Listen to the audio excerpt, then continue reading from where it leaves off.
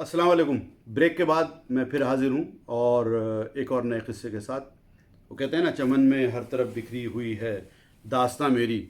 जो दास्तान गो हैं उनकी तरफ कैमरे का रुख। भैया इधर देख लो अब तुम, और अब वो वाला किस्सा बताओ जिससे ये पता चले कि हम लोग नालायक भी हुआ करते थे और काफ़ी हद तक नालायक थे हम।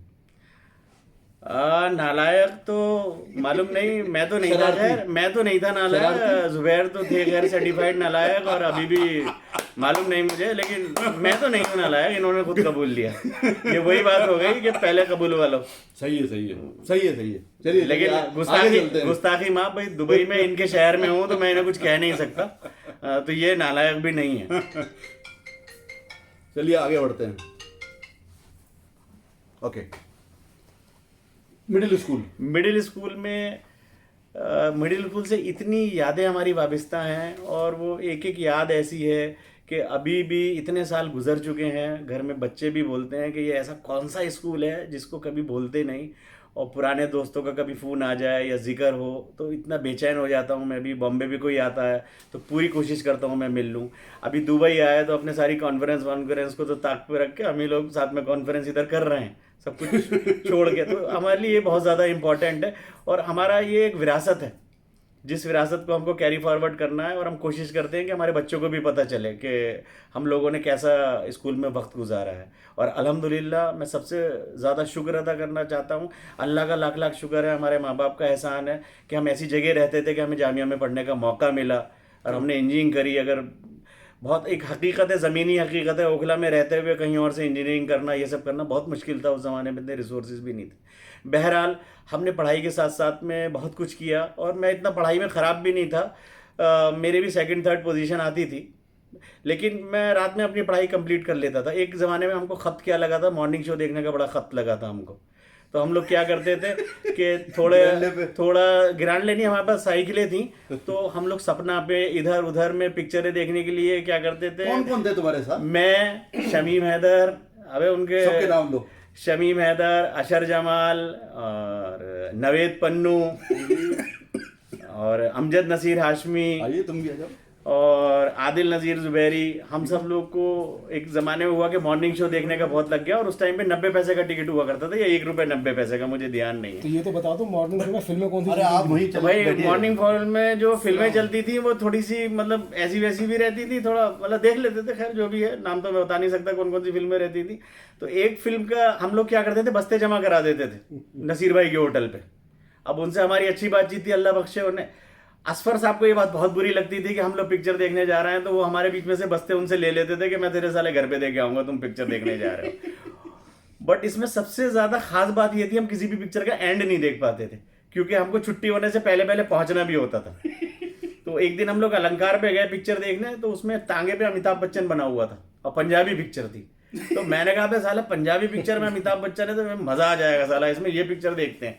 अब वो पिक्चर शुरू हुई, पूरी पिक्चर खत्म होने को आ गई, हमारा जाने का टाइम हो गया, क्योंकि हम घड़ी देख के 12 बजने में 5 मिनट पे या 12 बजने में 10 मिनट पे निकल जाते थे। पिक्चर खत्म होती थी 12:15, 12:20, 12:25 तक।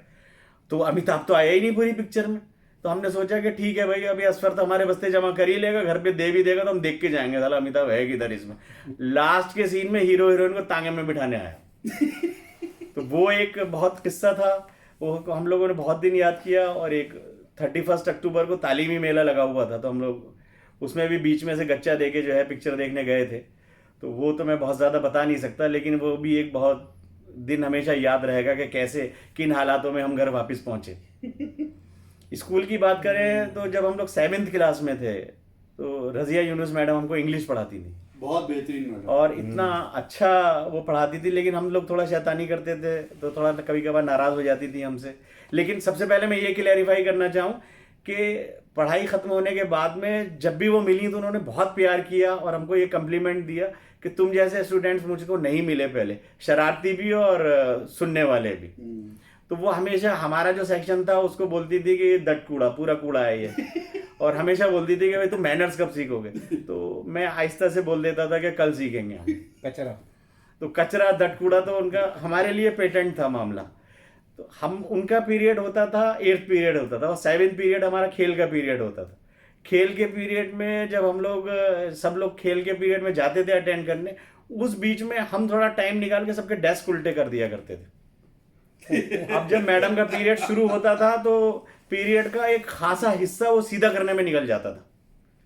तो एक दिन हमारी क्लास की किसी लड़की ने ये इन्फॉर्मेशन लीक कर दी कि ये मैं, असफर और अमजद वगैरह मिलके ये सब काम करते हैं। वो लड़की का नाम बता सकते हैं? नहीं नहीं, वो बिल्कुल नहीं बता सकता मैं। और भैया ये अभी सब जुबैर साहब पता नहीं कहाँ कहाँ डालते हैं और मुझे फंसा देंगे। ये तो दुबई में रहते हैं, मैं तो बॉम्बे में कूट देगा कोई। अच्छा, फिर आगे क्या हुआ?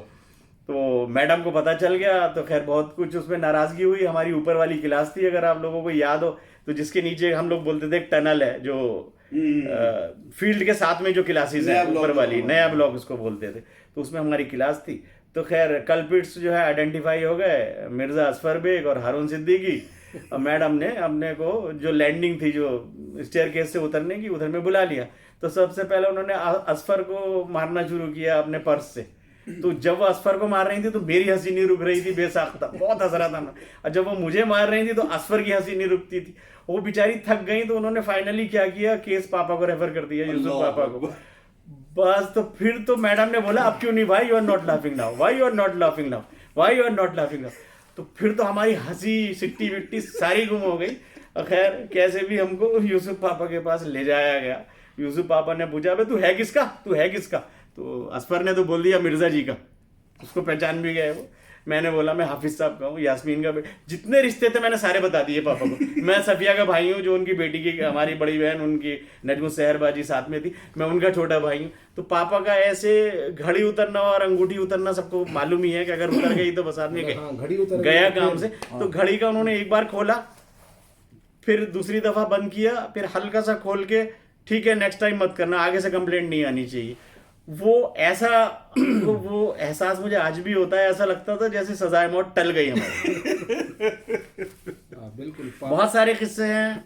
मिसेस भोसनी हमें अच्छा हारून, मैं यहाँ थोड़ा सा रोकना चाहूँगा और लोगों को ये बताना चाहूँगा कि ये शरारतें जो अपनी बता रहे हैं, तो इसका मतलब ये नहीं है कि ये थ्रू आउट डफर रहे हैं। ये स्टूडेंट अच्छे थे, लेकिन ये मुंबई से यहाँ पर दुबई आए हैं तो एक बहुत बड़े सेमिनार का हिस्सा हैं और एक बहुत बड़ी कंपनी में ये कौन से प्रेसिडेंट है भैया? अरे भाई मैं तो आप जुबैर का दोस्त हूँ, सबसे बड़ी क्वालिफिकेशन यही है। मैं मुजफ्फर का दोस्त हूँ, सबसे बड़ी मेरी क्वालिफिकेशन यही है। नहीं, मेरा मकसद ये नहीं कि तुम दोस्त हो। मेरा मकसद जो व्यूअर्स हैं, जो जिनको ये नहीं मालूम कि हम लोग कौन हैं, हमारी वैल्यूज़ क्या थी, या जो हमारी शरारतें देख के ये समझने लगते हैं कि हम बदतमीज़ ही ठहरे, ऐसी बात नहीं है। शैतान जरूर थे लेकिन बदतमीज तो बिल्कुल भी नहीं थे। शरारती करते थे, लेकिन उसके बावजूद जो कल था हमारा और जो हमारा आज है, आज को भी बताना बहुत ज़रूरी है। और ये बहुत ही माशाल्लाह सक्सेसफुल हैं अपनी प्रोफेशनल लाइफ में, अल्लाह का लाख लाख शुक्र है। और इनके दिल में जामिया हर वक्त रहती है और जामिया के लोगों के लिए दर्द हर वक्त रहता है, और जामिया के लिए ये किसी भी हद तक चले जाते हैं। भले ही मेरे कुछ पैसे इन पे अभी तक उधार है जो नहीं दिए। हाँ, अभी वो थोड़ा रिसेशन कम हो जाए तो दे देंगे इनके पैसे, लेकिन इसके पैसे पता नहीं कौन से पैसे की बात कर रहा है वो तो मुझे मालूम नहीं। लेकिन इनके कर्जदार तो हम शुरू से ही हैं। वो कर्जा तो साथ में रहेगा ही हमारे। दूसरा कहने का मतलब ये है कि ये सब शरारतें नहीं होती तो हम लोग याद क्या करते। सबसे बड़ा उसमें अभी 2 साल पहले मुझे सुलेमान साहब जो हमें इस्लामियात पढ़ाते थे, माशाल्लाह, वो हमेशा मुझे 20 में से 21 नंबर दिया करते थे इस्लामियात में। बहुत मुझसे मोहब्बत करते थे। जब मुझे 20 में से 21 नंबर आने लगे कंटिन्यूसली कई टेस्ट में, तो मैंने उनका पीरियड छोड़ना शुरू कर दिया। 8 पीरियड में एप्लीकेशन लिख जाता था मैं, जनाब निगरान साहब, सुलेमान साहब, बखिदमत जनाब निगरान साहब और सुलेमान सर, मेरी तबीयत ख़राब होने की वजह से मैं जल्दी घर जा रहा हूँ, मुझे तातील दी जाए और 1 घंटे की तातील दी जाए। तो उन्होंने वो एप्लीकेशन फाड़ दी और बोल दिया कि अभी ये मेरे स्टूडेंट के रिश्ते से मैंने आग कर दिया ऐसे। तो उसके बाद में मैंने जाके बहुत रो के उनसे माफ़ी मांगी तो उन्होंने माफ़ किया मुझे। अभी मैंने फिर रेगुलरली उनका पीरियड अटेंड किया। अभी 2 साल पहले मुझे मिले तो मैं कोने में खड़ा हो गया था। मैंने कहा सर किसी से बात कर रहे थे, तो उधर से ही उन्होंने मुझे नाम लेके पुकारा, हारून इधर आओ, क्या क्यों तुम इधर खड़े हो, आ क्यों नहीं रहे, क्या मैं आऊँ तुम्हारे पास? तो मुझे ऐसा लगा कि मुझे मतलब मैं दुनिया का सबसे सक्सेसफुल आदमी हूँ इतने साल बाद। मतलब हमने जो उनसे पढ़ा था 6-7 में, इट गोज़ बैक टू 1983 और 1982, इतने साल बाद टीचर जो है वो नाम लेके पुकारा है। उन्होंने मेरी पेशानी पे बोसा दिया, मुझे प्यार किया, और उनकी आंखों में भी आंसू थे, मेरी आंखों में भी आंसू थे। और मैं ज़ुबैर ज़्यादा टाइम नहीं लेना चाहूँगा, बहुत हंसी मजाक की बात हो गई। फारूक साहब मरहूम से लोग जानते होंगे, फारूक साहब मरहूम को याद होगा, वो घर पे मैथमेटिक्स भी पढ़ाया करते थे। तो मैं और असफर मैथमेटिक्स पढ़ने उनके पास जाते थे। जब मैं दुबई में था तो ये उनके इंतकाल से 1-2 साल पहले की बात है। तो मैं डेरी में जो मस्जिद है, तो मगरिब का या असर का टाइम हो गया, तो मैंने कहा मैं नमाज़ पढ़ लेता हूँ। तो मैंने सर को अंदर जाते हुए देखा नमाज के लिए। तो मैंने सोचा कि मैं लौटते में मिलूंगा, तो मैंने आइडेंटिफाई किया उन्होंने चप्पलें कहाँ उतारी हैं। तो मैंने सोचा कि मैं उधर ही आके खड़ा हो जाऊंगा ताकि उनसे मिल लूँ। उस टाइम पे मैं पहले आ गया, फारूक साहब आए नहीं थे नमाज पढ़ के, तो मैंने उनकी चप्पलें हाथ में ले ली। अब जब वो आए तो मैंने चप्पलें उनके सामने रख दी, उन्होंने चप्पलें पहन ली। फिर मुझे देखा तो उनकी लास्ट में तो काफ़ी बीमार हो गए थे वो, तो याददाश्त में भी थोड़ा फ़र्क पड़ गया था। तो उन्होंने मुझे बहुत गौर से देखा। तो मैंने कहा सर, मैं तो देख के बोले तुमने मुझे चप्पलें क्यों पहनाई हैं? तो मैंने कहा सर आपने मुझे पहचाना नहीं, मैं हारून हूँ। इतना कहना था तो वो बच्चों की तरह लिपट के मुझसे रोए। और ये किस्सा बयान करते हुए मेरी आंखों में भी, मुझे भी बहुत अंदर से मतलब फारूक साहब की याद भी आ रही है। और वो लम्हा ऐसा था कि जो एक वालिद बाप से जो आदमी को शफकत मिलती है और जो मोहब्बत मिलती है, या बेटे से जो बाप को मिलती है। फारूक साहब गले लगा के इतना रोए मेरे से, और मैं भी इतना रोया उनसे गले लग के। लोग भी जमा हो गए, पूछने लगे कि क्या हो गया। तो फारूक साहब ने बताया ये मेरे स्टूडेंट हैं, ये हैं मेरे स्टूडेंट, मेरा चप्पल लेके खड़ा, मेरे को हाथ से पहना है। तो मैंने भी लोगों से कहा कि भाई ये है मेरे उस्ताद, जिनकी वजह से आज हम जो भी हैं इन्हीं लोगों की वजह से हैं। और मैथमेटिक्स में जो भी हमने सीखा, इंजीनियरिंग में जो भी सीखा हमने, उसकी बेसिक के लिए मैं फारूक साहब और अब्दुल हमीद साहब, इनका बहुत एहसान है। अभी सब शायद लोगों को भूल गए हों। पाइथागोरस थ्योरम हमारे पल्ले तो पढ़ती नहीं थी, फारूक साहब ने हमें सिखाई, पंडित बद्री प्रसाद हर बोले। तो वो परपेंडिकुलर अपॉन बेस वाला फार्मूला आज भी मैं अपने बच्चों को उससे सिखाता हूँ। मैंने भी सिखाया। वो मुजफ्फर भाई ने भी अपने बच्चों को सिखाया है। तो बस अल्लाह ताला से हमारी दुआ है कि हमारे जो असातिज़ा दुनिया में हैं उनको सेहत से रखे, उनका साया सर पे कायम रखे। हारून, एक बड़ी अच्छी बात ये थी कि काफ़ी एलिगेशंस लगते रहते हैं। ठीक है, स्कूल में पढ़ाई होनी चाहिए और स्कूल होती इसलिए है, लेकिन जो जामिया की जो बेसिक तालीम थी, जिसे हम वैल्यूज़ कहते थे, और जामिया में जामिया बिरादरी का जो मकसद था, वो मकसद सिर्फ बच्चों को किताबों की जो किताबी इल्म था उससे रोशनास करवाना नहीं होता था, बल्कि दुनियादारी की सारी चीज़ें बताना, भले ही वो किसी भी शक्ल में हमारे सामने आती, चाहे वो इलेक्शन हो, चाहे वो ख्वांचा हो, चाहे वो जू हो, चाहे वो बागवानी हो, या हमारी जो नशूदनुमा कैसे करनी है उसमें टीचरों का जो रोल रहता था। हर तरीके की वो हमसे बात किया करते थे, हम लोग ओपन थे, उनके साथ ओपन थे, हम डरते भी थे, हमसे वो हंसी मजाक भी करते थे। कोई भी टीचर उठा के देख लो, तो सिर्फ हम लोग पढ़ाई की हद तक ही महदूद नहीं थे। हमारा उनसे जो टच था, यानी कि चप्पल उठाने के बाद एक टीचर का अपने तालिब इल्म को गले लगा के रोना, ये कोई बहुत ये नॉर्मल चीज़ नहीं है। ये आजकल नहीं मिलेगी। जब बच्चे टीचर के एक एक एक्शन को स्क्रूटनाइज करते हैं, उस ज़माने में हमारे माँ बाप जो थे वो उन्हें हमें हमारी एक औलाद की खातिर फिक्र ज़रूर थी, लेकिन एक स्टूडेंट के नाते कतन फिक्र नहीं थी। उन्हें ये मालूम था कि जामिया मिडिल स्कूल में अगर बच्चा गया है तो वो हर तरीके से महफूज है। क्यों हारून? मैं 100% जुबैर से एग्री करता हूँ। उस टाइम पे ये पीटीए नहीं होता था, पीटीएम जिसे बोलते हैं ना, पेमेंट ये पेरेंट्स से टीचर मीटिंग। अभी हम लोग छुट्टी करके जाते हैं गाड़ी उठा के, वहाँ पे लाइन में लगते हैं, मैथ वाले से मिले।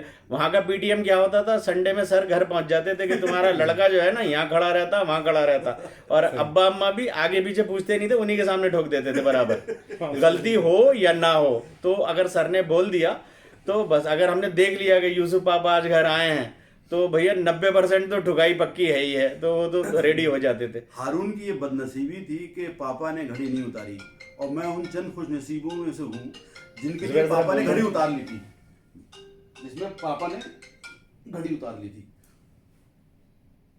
तो जब पापा ने घड़ी उतार ली थी, उसके बाद मुझे पता नहीं चला मेरे साथ क्या हुआ, दुनिया ने तो देखा। नहीं, मैंने पिटाई तो खाई। एक हमको शौक क्या लगा था चौथी क्लास में, कि हम लोग पीछे बैठते थे तो एक दूसरे को खत लिखा करते थे। तो वो खत एक दिन पकड़ा गया, वो थोड़ा मतलब लिखते थे तो पहले तो शरीफ खत लिखते थे, फिर थोड़ा उल्टा सीधा भी हो जाता था। तो शाहिद साहब मरहूम ने जो है फिर हमको वो क्लास से बाहर भी खड़ा करा और उनसे थोड़ी पिटाई खाई। लेकिन इसमें हारून, सॉरी मुझे एक बड़ी अच्छी चीज़ याद आई, क्योंकि हमारा ये एपिसोड लंबा हो रहा है, होने दीजिए, कोई मतलब मूड में है इस वक्त हम। मुझे दो लोग जो हमारे साथ थे उनका नाम लेना चाहूँगा, और नाम लेना ज़रूरी है।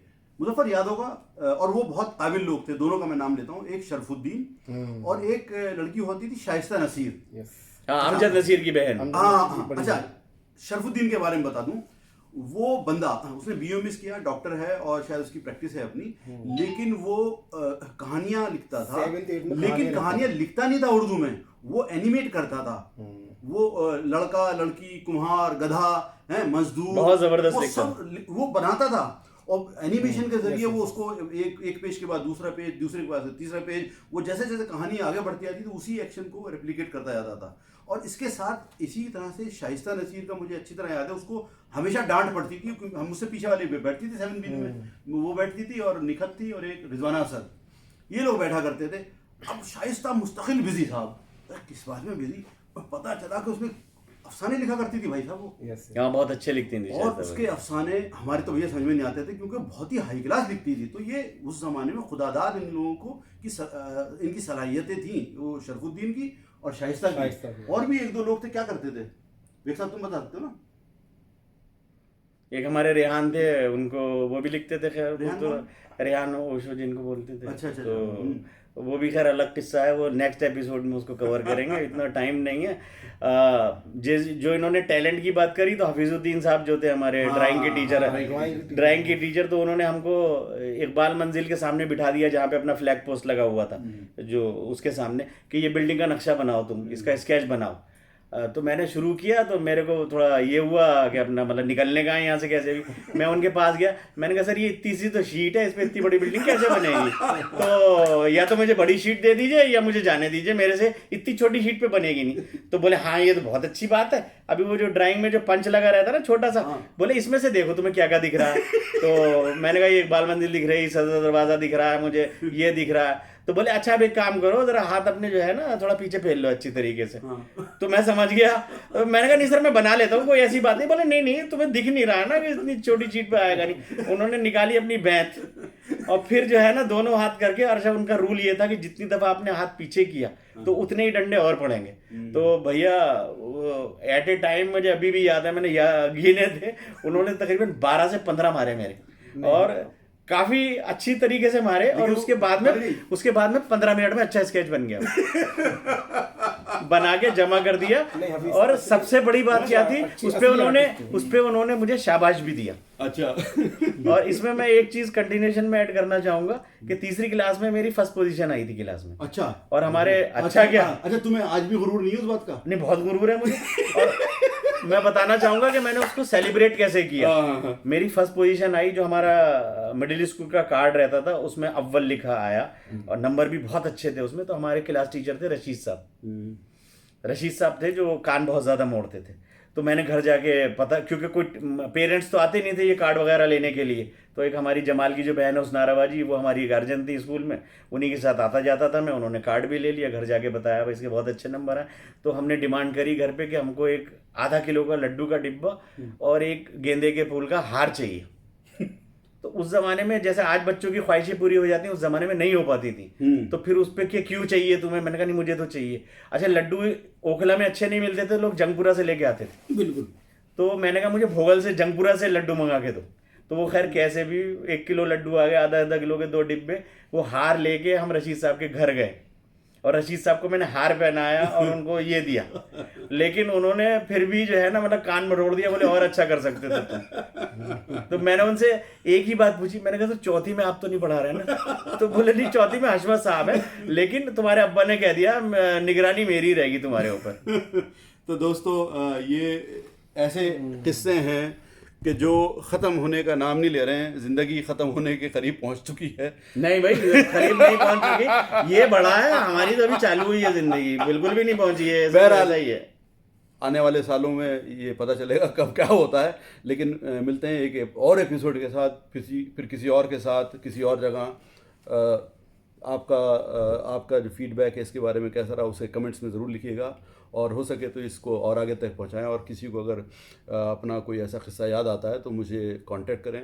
इंशाल्लाह ताला जब भी मैं इंडिया आता हूं या दुनिया के किसी और मुल्क में भी आप देख रहे हैं वहाँ मेरा जाना होता है तो मैं आपसे रब्ता कायम और करूँगा। दूसरा मेरा वीडियो खत्म करने से पहले ये जो कैप में जो मतलब हमारे जुबैर साहब बहुत स्मार्ट लग रहे हैं, किसी को भी कैप चाहिए तो इनबॉक्स करिए, मैं अरेंज करता हूँ कैप। मुझे दे दो। मेरे पास काफ़ी रखे हैं, मुझे भी चाहिए। ये लीजिए, इंशाल्लाह ये लीजिए, आप पहन लीजिए। नहीं दूसरी तो दूसरी भी भेजता हूँ मैं। सो ओके दोस्तों, खुदा हाफिज़। इंशाल्लाह ताला फिर मुलाकात होगी अपनी इस प्यारी जामिया के साथ, इसके किस्सों के साथ। खुदा हाफिज़।